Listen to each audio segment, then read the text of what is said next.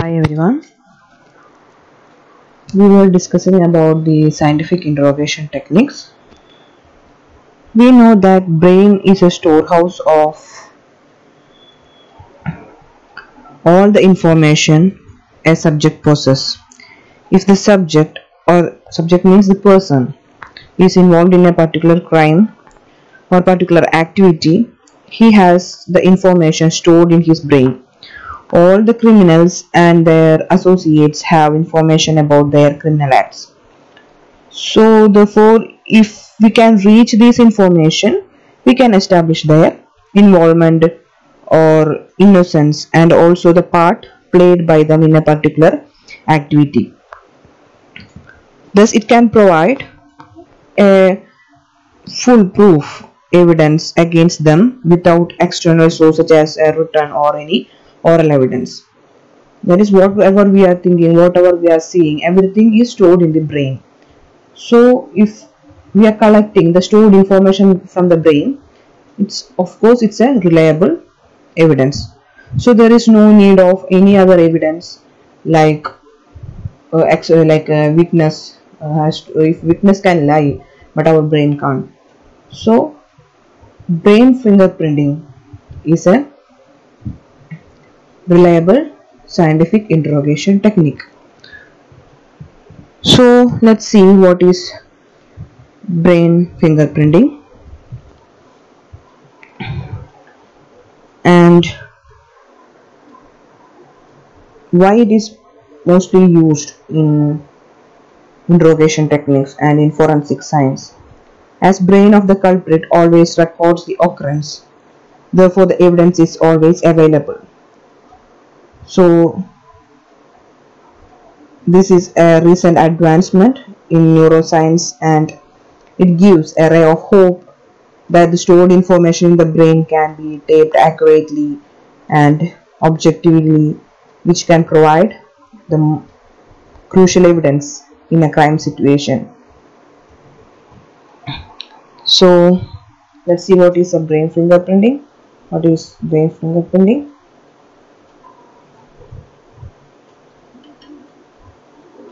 Brain fingerprinting is a controversial forensic science technique that determines whether specific information is stored in a subject's brain by measuring electrical brainwave response to the words, phrase or pictures that are presented on a computer screen. So here the subject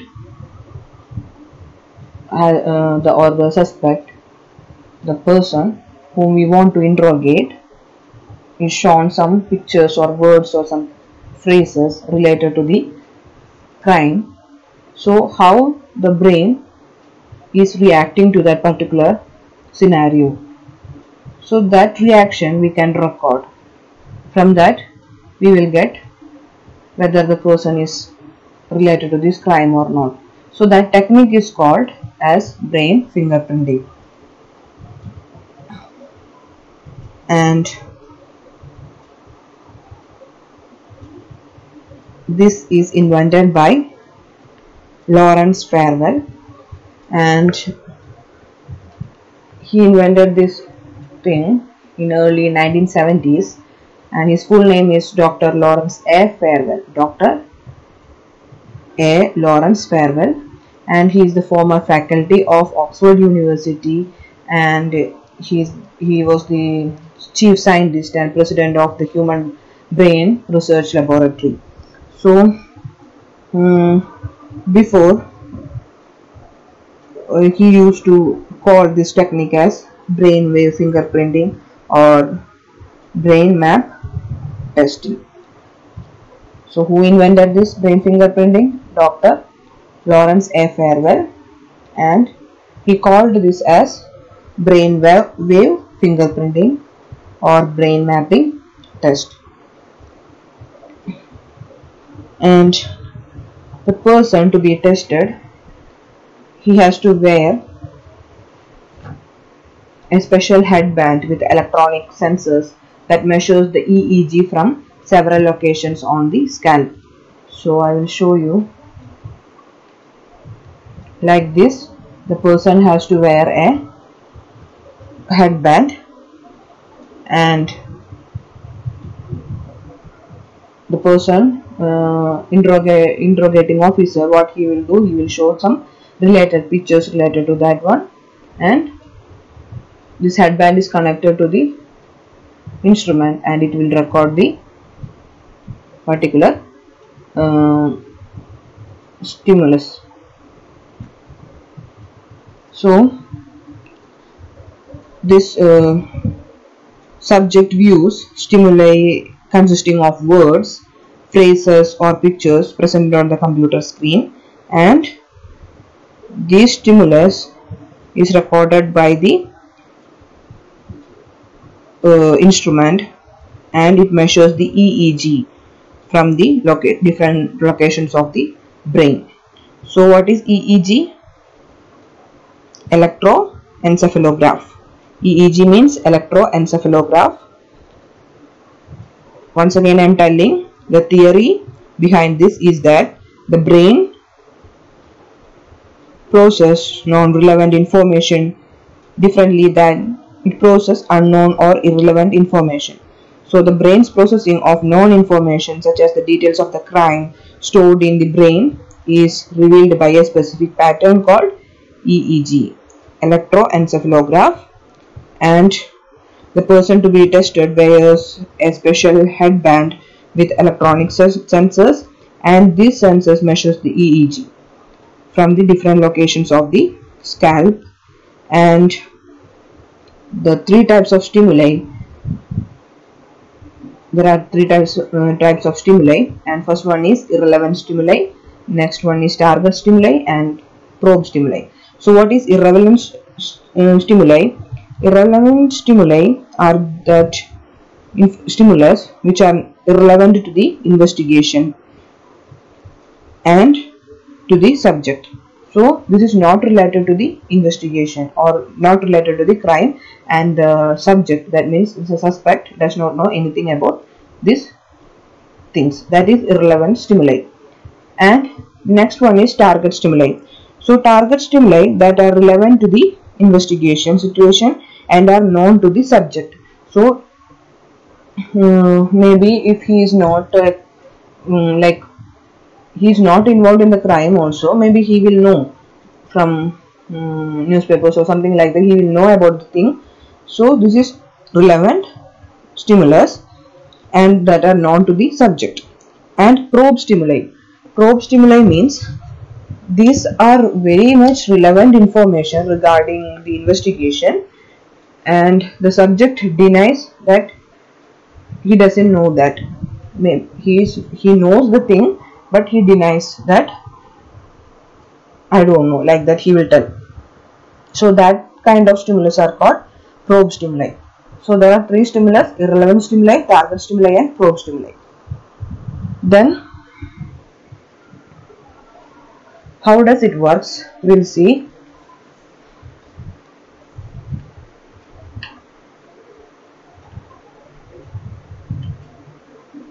So brain fingerprinting uses brain waves to test the memory. A crime suspect is given words or images in a context that would be known only to police or the person who committed the crime. So how it works? A suspect is tested by looking at the three kind of information represented by different colored lines. So here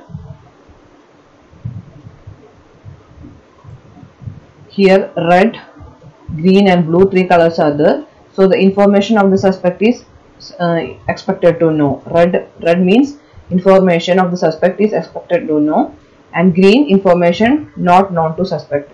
So if the person don't know the facts about that particular act, it will show in green line.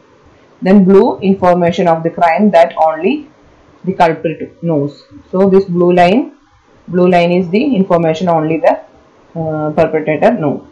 So this, like this graph we will get. So this is how the brain waves detect. So this is a non-guilty person and this is a graph of a guilty person. and like this we can identify whether the person is lying or not. So one case study is there for this.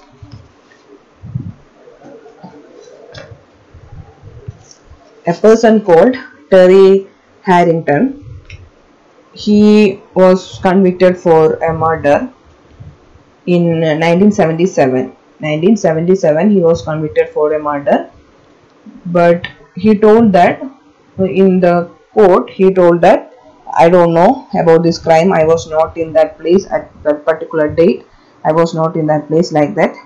So many people came with as witness for supporting this Harrington, but some people were against this Harrington. So, and some evidence were there proving that he is the culprit. And one person, his friend only, he told that the murder was done by Harrington only, and he gives some evidences also regarding that one. But after 22 years of his conviction, Dr. Lawrence Farwell, he used this brain fingerprinting test for identifying whether this Harrington is the actual culprit or not. So why they did this after 22 years means Harrington, the culprit, who was in jail at that time, after his 19 years, like he after 19 years of his conviction, what he did, he told that he need a retrial because he didn't commit the crime, so he need a retrial. So Dr. Lawrence came and he did this brain fingerprinting test to Harrington as well as other witness and all those persons, and the test showed that significant details of crime are not stored in Harrington's brain. So nothing is stored in Harrington's brain, but his friend who gave witness against Harrington, he showed that he knows everything about the crime. So after this brain fingerprinting test, his friend means the person who gave the witness, he told that his name is Kevin, and he told that I falsely accused Harrington to avoid being prosecuted for the murder himself. So this Kevin, the person called Kevin, committed the crime and he put the fault on Harrington. So Harrington was in jail for 22 years, and only after 22 years this brain fingerprinting technique helped him to help this Harrington to prove his innocence. So this is a case study, and many researchers are telling this is 100% accurate. So why this is more advantageous means this is always available evidence, and it is very accurate, much accurate, and it's very quick. So quickly we can identify the culprit by this technique.